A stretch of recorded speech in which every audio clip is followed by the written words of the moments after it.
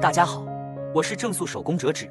本期视频教大家用雪糕棒制作一架客运飞机，把它放在桌上当摆件，还是挺好看的。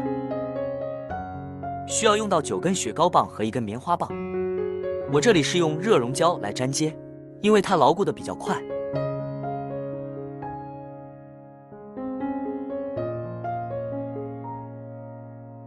我们先粘好飞机的2个机翼，把它固定在机身上。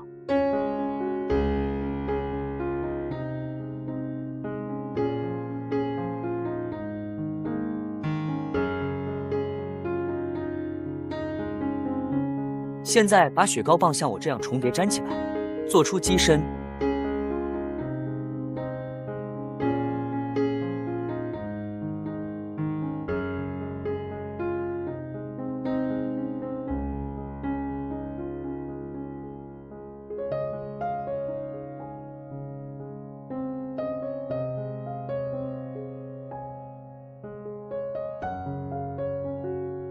现在我们装尾翼。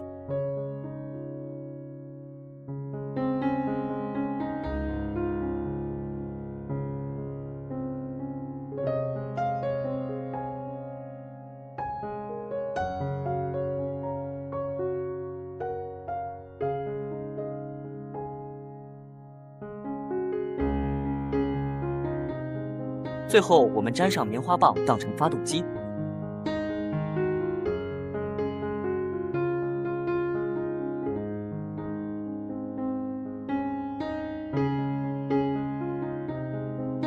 好了，一架雪糕棒客机就做好了。喜欢这个视频的小伙伴，请帮忙点赞关注我。